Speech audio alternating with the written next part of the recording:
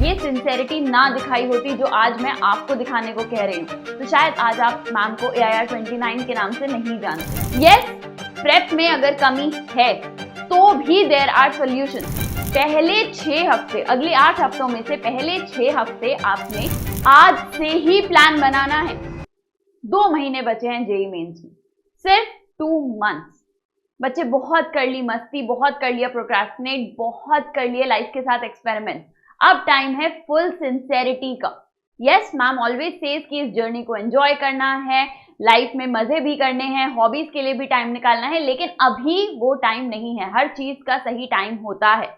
अगर मैम ने अपने ये जेईई मेंस और जेईई एडवांस के पहले वाले कुछ हफ्तों में ये सिंसेरिटी ना दिखाई होती जो आज मैं आपको दिखाने को कह रही हूँ, तो शायद आज आप मैम को AIR 29 के नाम से नहीं जानते। This time is very, very crucial for you. This time will make or break your entire future. So, बिना किसी बकवास के, बिना किसी फालतू के शॉर्टकट के, let me tell you exact steps जो आपको इस टाइम पे करने हैं। अगर आप ये अगले 10 मिनट में जो भी मैं आपको चीजें बोलूंगी अगले 2 महीनों के लिए, यानी कि अगले 8 हफ्तों के लिए, अगर आप उसको वैसे वैसे फॉलो करेंगे तो मेरी गारंटी है कि आपके मार्क्स 40 to 80 मार्क्स तक बढ़ सकते हैं। विच मीन्स कि अगर आपकी परसेंटाइल अभी के हिसाब से 85 के आसपास आ रही है तो it will go up to 95, 96 percentile. अगर आपकी परसेंटाइल 90, 92 तक आ रही है then it can even increase up to 99 और इवन 100 परसेंटाइल ला सकते हैं। यस, प्रेप में अगर कमी है तो भी देयर आर सॉल्यूशंस। जो अब आपको करना है बहुत जरूरी है, जैसे जैसे मैं बताऊं वैसे वैसे करो, ताकि अपना बेस्ट करके आओ आप जेईई मेंस के फर्स्ट अटेम्प्ट में। सबसे पहले पढ़ना क्या है, कैसे है। मैम 1 साल से आपको हर महीने आके बोलती हैं कि मंथली गोल्स बनाओ, वीकली गोल्स बनाओ, बट नहीं हो पा रहा है ना। कोई बात नहीं, अभी टाइम नहीं है कि मैं आपको सिखाऊं ये कैसे करना है। So I have made this entire plan for you. पहले 6 हफ्ते, अगले 8 हफ्तों में से पहले 6 हफ्ते आपने सिर्फ और सिर्फ रिविजन करना है। कैसे करना है I will tell you, but क्या पढ़ना है this is what you are going to do. हर हफ्ते का 3 सब्जेक्ट्स चलेंगे। ऐसा नहीं है कि एक हफ्ता एक सब्जेक्ट फिर अगले हफ्ते दूसरे सब्जेक्ट, नहीं, 3 सब्जेक्ट्स पैरेलल में चलने हैं। And I have made this plan keeping in mind कि अगर किसी वीक में फिजिक्स ज्यादा हैवी है तो किसी वीक में केमिस्ट्री ज्यादा हैवी है, उस वीक में हम बाकी सब्जेक्ट्स को थोड़ा लाइट रखेंगे। So I have tried to keep it balance, but it obviously depends on you. It obviously depends कि आपके कौन से स्ट्रॉन्ग चैप्टर्स हैं, कौन से वीक चैप्टर्स हैं। दैट मीन्स कि अगर कोई वीक में आपके वीक चैप्टर्स लिखे हैं तो उस वीक में आप उन चैप्टर्स पे ज्यादा फोकस रख के जो स्ट्रॉन्ग चैप्टर्स हैं उनको किसी और वीक में साथ में क्लब कर सकते हो। आप ही के चैप्टर्स हैं, आप ही का फ्यूचर है। It's up to you to tweak this schedule, but this is the rough plan that you have to follow. Do not think कि हम मंडे से स्टार्ट करेंगे। डू नॉट थिंक कि हाँ वीक 1 लिखा है तो मंडे से स्टार्ट होगा, मंडे टू संडे रहेगा। नहीं, आपने आज से ही प्लान बनाना है। बच्चे 2 साल से एटलीस्ट पढ़ाई कर रहे हो आप, कभी भी ऐसा हुआ है कि जो हम प्लान बनाते हैं एग्जैक्टली उतना 100% हम करते हैं? थोड़ा थोड़ा वो पुश होता जाता है, डिले होता जाता है, पर मेंस तो पुश नहीं कर सकते हम। मेंस तो जिस दिन होना है उस दिन होना है। सो दैट इज वाई अभी स्टार्ट करो, थोड़ा मार्जिन के साथ स्टार्ट करो कि थोड़ा थोड़ा स्केड्यूल अगर पुश होगा भी तो एटलीस्ट हमने जल्दी स्टार्ट किया। वो 3-4 दिन जो हम पहले स्टार्ट करेंगे that will actually help you in the long run, and by long run I mean the next 6 weeks. So roughly in 6 weeks में आपने प्रेप करना है। But if you are like me कि हमें खुद से पढ़ाई नहीं की जाती, I used to be like this, मुझसे बिना एजुकेटर्स के, बिना मेरे टीचर्स के नहीं पढ़ा जाता था। मैं खुद लेकर बुक लेकर बैठती थी तो मैं नहीं पढ़ पाती थी। मुझे चाहिए था कि मेरे टीचर्स मुझे बताएं, मेरे साथ रिवाइज करवाएं, मुझे सारी थ्योरी कराएं, मुझे होमवर्क दें, मुझे क्वेश्चंस करवाएं, मुझे बताएं कि मुझे इस टाइम पे क्या करना है। मुझे पता है कि मुझे ये चैप्टर रिवाइज करना है, बट कैसे करूं, कहां से करूं, कौन से क्वेश्चंस करूं, मुझे बता दो यार, मेरे को नहीं खुद समझ में आता। So if you are also like that, it's okay. Totally okay to be like that. In fact, we have a crash course just for students like you. So this is just for 2,999, a very small price to pay for a very bright future. Literally best educators आपके साथ जुड़े रहेंगे until your exam to make sure that you perform your absolute best. अब बात आती है कि हमने रिविजन करना कैसे है. सबसे पहली चीज वेरी इंपॉर्टेंट, रिवाइज करने हैं अपने नोट्स या एनसीईआरटी. कोई नया रिसोर्स अभी नहीं उठाना है. नहीं है टाइम बच्चे, एक हफ्ते में आपने देखा कितने सारे चैप्टर्स करने हैं हमें. Do you think we have the time to go through new resources? तो जो रिसोर्सेज आप ऑलरेडी यूज करते आए हैं, जो नोट्स अगर मैम की बात मानते हुए आपने नोट्स बनाए हैं, उन नोट्स से पढ़ो. नहीं बनाए तो कुछ नोट्स आपके टीचर के नोट्स, आपके कोचिंग के नोट्स, कुछ नोट्स होंगे जो आप रेफर करते हैं, उन नोट्स को रेफर करो. एनसीईआरटीज को स्किप मत करो. जब भी कोई टॉपिक, स्पेशली फिजिक्स में, केमिस्ट्री में कोई टॉपिक समझने में दिक्कत आ रही है, कोई बड़ी बुक, कोई बड़ी सी मोटी सी टेक्स्ट बुक उठाने की जगह एनसीईआरटी उठाओ. बेसिक से समझो, कॉन्सेप्ट्स क्लियर होने चाहिए. आपको कॉलेज लेवल की पढ़ाई नहीं करनी है, आपने एनसीईआरटी को अच्छे से समझना है. That is your goal. So revise your notes. Second step is make micro notes. What is micro notes? Micro notes is basically बहुत छोटे छोटे एकदम निचोड़ किसी भी चैप्टर का, किसी भी टॉपिक का फॉर्मूलाज लिख लिए, जो थ्योरी है, जो छोटी छोटी चीजें नहीं जो किसी एक क्वेश्चन में लगती हैं, जो मेजर चीजें हैं, जो मेजॉरिटी ऑफ क्वेश्चंस में लगती हैं, उनके माइक्रो नोट्स तैयार करो. 1-2 पेजेस में पूरा चैप्टर करो, ताकि लास्ट डे हम जब सारा क्विक ऊपर से एक बार ग्लांस ले रहे होंगे तब हम इनको देखें. देन जेईई मेंस के PYQs, can not stress this enough. JEE Mains के पीवाईक्यूज इज अल्टीमेट थिंग जो आपकी प्रेप को वो जो 40 नंबर ऊपर लेकर जा रहा है, जो 80 नंबर 100 नंबर ऊपर लेकर जाएगा, यही है. जेईई मेंस के पीवाईक्यूज रिपीट होते हैं, कोई सीक्रेट नहीं है ये बात. क्वेश्चंस वही घूम फिर के आते हैं, तो आपने पुराने क्वेश्चंस करने ही करने हैं. जेईई मेंस के पीवाईक्यूज जितने करोगे उतने आपके मार्क्स बढ़ते जाएंगे. कैसे करने हैं? क्वेश्चंस प्रैक्टिस करो. नहीं हो कोई क्वेश्चन तो उसका सॉल्यूशन एनालाइज करो. अब वो एनालाइज कैसे करना है, उसको कैसे समझना है, I will get to that. But बहुत अच्छे से समझ के करना है. ये नहीं कि हाँ क्वेश्चन देखा, नहीं हुआ, सॉल्यूशन पढ़ा, थोड़ा बहुत समझ आया, आगे गए. That is not the way to score well. So हमने जेईई मेंस के पीवाईक्यूज को प्रैक्टिस करना है, हर सॉल्यूशन को 100% समझना है. जितने क्वेश्चंस करोगे उतना रिजल्ट इंप्रूव होगा. प्रैक्टिस सिर्फ और सिर्फ इन्हीं से करेंगे हम. अभी और कोई बुक नहीं उठानी है और कोई प्रैक्टिस शीट नहीं उठानी है. चाहे आप पीवाईक्यूज पहले कर चुके हैं, इवन देन करते जाओ. आई रिफ्यूज टू बिलीव कि आप सारे क्वेश्चंस कर चुके हैं पिछले 8-10 साल के.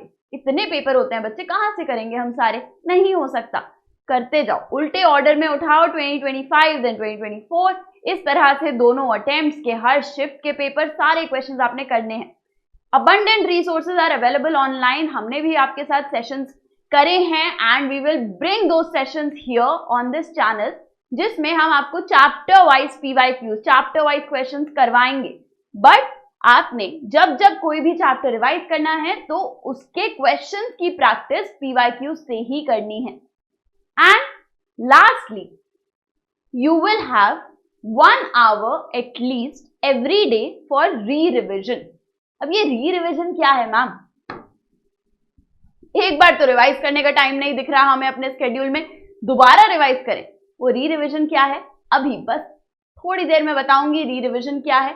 बट हर रोज ये माइंड में रखो कि थोड़ी देर, 1 घंटा हर रोज फिक्स कर लो कि हाँ शाम को 7 से 8 मैं री-रिवाइज करने पे ही फोकस रखूंगी.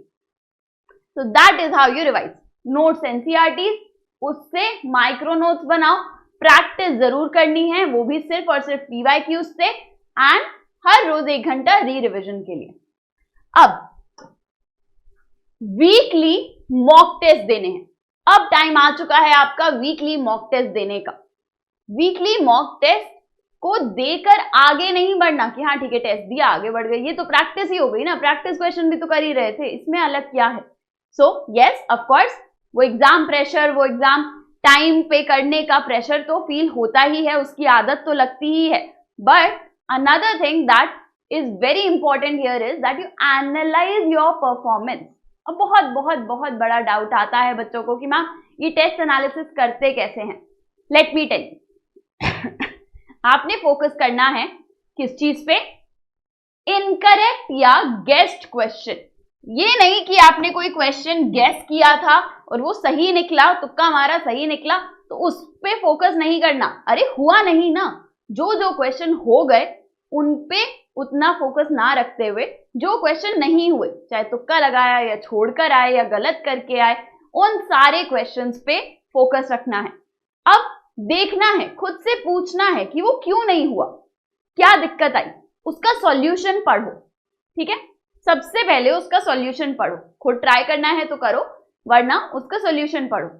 देन अगर सॉल्यूशन ही समझ नहीं आ रहा, दैट मीन्स वो टॉपिक ही अभी वीक है, वो टॉपिक किया नहीं है, या तो अभी वो चैप्टर रिवाइज नहीं किया फिर भी चलता है, पर अगर वो चैप्टर रिवाइज कर चुके हो फिर भी सॉल्यूशन समझ नहीं आ रहा, मतलब अभी तो वो अच्छे से रिवाइज नहीं हुआ है। That means it goes into the री रिविजन लिस्ट। ये है वो री रिविजन लिस्ट, हर टाइम पे होता है। हमने लगा कि हमने स्ट्रेट लाइंस पूरा कर लिया, पर रोटेशन ऑफ कोऑर्डिनेट सिस्टम वो तो माइंड में घुसा ही नहीं था, हमने तो स्लाइड देख के आगे बढ़ गए थे, क्वेश्चन आ गया मॉक टेस्ट में, कर पाए नहीं, सॉल्यूशन पढ़ा ऊपर से निकल गया, तो अभी उसको दोबारा जाके पढ़ना पड़ेगा। तो ऐसी लिस्ट पूरे टाइम आपकी एक मेंटेन रहनी चाहिए, जब रिवाइज कर लो, री रिवाइज कर लो, उसको वहां से काट दो, अगर अभी करना बचा है तो वो उस लिस्ट में रहेगा, नई चीजें ऐड करते जाओ, जो री रिवाइज हो जाए वो हटाते जाओ, पर इस तरह से always maintain this list and always keep री रिवाइजिंग एवरी डे। हर रोज 1 घंटा आपने इस लिस्ट को करना ही करना है। देन कम्स कि अगर सॉल्यूशन समझ तो आ गया, लेकिन हमारे खुद में माइंड में वो अप्रोच नहीं आई थी, खुद नहीं समझ आया कि मैम ये कैसे स्टार्ट करना था, अगर बता देते हमें कि ऐसे स्टार्ट करना है तो हम कर लेते। ऐसे केस में अभी मतलब हमारी प्रैक्टिस कम है। सो प्रैक्टिस कम है का मतलब क्या है, आपने प्रैक्टिस सही से नहीं करी। So what you have to do is उस सॉल्यूशन को घूरो बैठ के, उस सॉल्यूशन पे टाइम स्पेंड करो कि कैसे वो अप्रोच करी गई है। बहुत बहुत बहुत हेल्पफुल होता है ये एक टेक्निक। जब ऐसा कुछ हुआ कि आपने कोई सॉल्यूशन देखा, माइंड ब्लो हो जाता है कि अरे ये क्या कर दिया, ये तो हमारे माइंड में आया ही नहीं था, बैठ के उसको घूरो, देखो ये जो पहला स्टेप जो हमारे माइंड में नहीं आया था, वो क्वेश्चन को देखकर कैसे समझ आ सकता था, अगली बार ऐसा सा कुछ स्टेप करना होगा तो कैसे माइंड में रखें कि क्वेश्चन देखते ही हमें समझ में आ जाए, अच्छा हाँ इसमें तो ऐसा कुछ कर सकते हैं, सेम क्वेश्चन आए तो करना ही है, बट अगर यही ट्रिक वाली कोई चीज हमें किसी और क्वेश्चन में दिख जाए तो कैसे करना है, तो कैसे खुद को समझाना है, इस चीज पे फोकस करो। That will teach you all these advance tricks. बच्चे ट्रिक हमेशा कहीं ना कहीं कुछ ना कुछ रहती ही हैं, बट जितनी प्रैक्टिस करते हैं उतनी नई ट्रिक्स देखते हैं, उतनी नई ट्रिक्स सीखते हैं, and this process, this thing helps you understand, helps you remember those tricks. Lastly, अगर सिली मिस्टेक की वजह से कोई गलत करके आए हो, पेशेंस बढ़ानी है, सिंपल है। अब सिली मिस्टेक्स का कोई इलाज नहीं है, बस यही है कि अगली बार खुद को याद दिलाते रहना, अगले पेपर में जब बैठोगे खुद को याद दिलाते रहना कि नहीं पेशेंटली करना है, एक्यूरेसी ओवर स्पीड, गलत कर दूंगा या गलत कर दूंगी तो -1 हो जाएगा, इससे बेटर तो मैं कोई क्वेश्चन छोड़ ही दूं, 0 इज बेटर देन -1। सो इतना अगर आप हर मॉक टेस्ट में खुद को याद दिलाओगे ना, वो आदत बन जाएगी, ताकि जब फाइनल पेपर वाला दिन होगा तो वो ऑटोमेटिकली बॉडी थोड़ा पेशेंस के साथ ही करेगी। नाउ मॉक टेस्ट कहां से देने हैं? We have, based on the syllabus that I shared with you, we have designed a mega mock test series, starts from 30th of November। Time slot दोनों है। क्यों दोनों हैं? क्या हमें दोनों देने हैं? बिल्कुल नहीं। दोनों नहीं देने हैं बच्चे, आपने एक रैंडमली चूज करना है।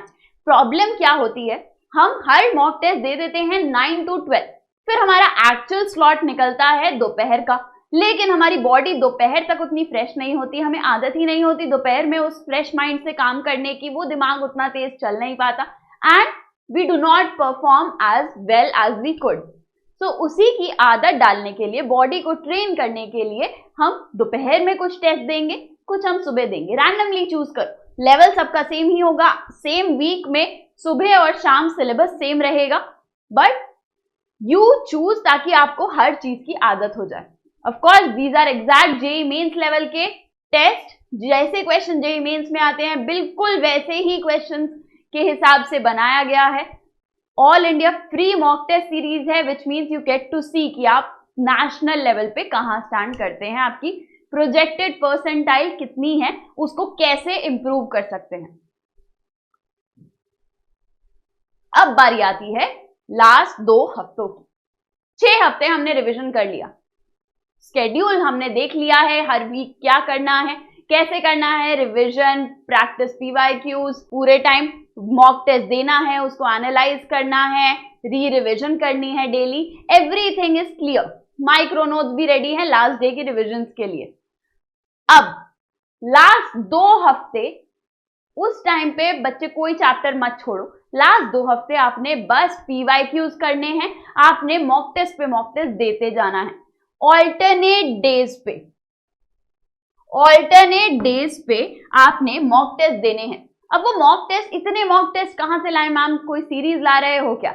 कांट गारंटी, पर आपके हाथ में है क्या करना है। देखो सारे पीवाईक्यूज हुए नहीं होंगे, सारे पेपर हुए नहीं होंगे, आई नो दैट मुश्किल है, इम्पॉसिबल है। पेपर उठाओ, जेईई मेंस का कोई भी पास पेपर उठाओ, that is your mock test. घर में बैठो, 3 घंटे का आप टाइमर सेट करो and attempt that mock test, JEE Main का पास पेपर। दोपहर में करो, कभी सुबह करो, इस तरह से ऑल्टरनेट डेज पे, एक दिन के गैप पे आप मॉक टेस्ट देते रहेंगे। एनालाइज बिल्कुल वैसे ही करना है, री रिविजन की लिस्ट हमेशा मेंटेन रखनी है। तो अगर 2 दिन में एक बार मैम मॉक टेस्ट दे रहे हैं, बाकी टाइम वेले हैं क्या? बिल्कुल नहीं। खबरदार अगर सोचा भी कि हाँ अब तो फ्री टाइम है, कोई फ्री टाइम नहीं है अभी, जब तक आपका पेपर नहीं होता। सो जब तक हमारे पास री रिविजन लिस्ट चलती रहेगी, उसको रिवाइज करते रहो, जो टॉपिक नहीं हुए करते रहो, पीवाईक्यूज की प्रैक्टिस करते रहो। जितने पेपर, जितने पीवाईक्यूज सॉल्व करोगे, उतना आपका बेटर होता जाएगा। सो if you do this, not only are you practicing PYQs as much as you can, you're also preparing for the test environment. So अगर आप alternate days पे mock test देते रहेंगे and उनको analyze करके improve करते रहेंगे, no one can stop you. All the very best.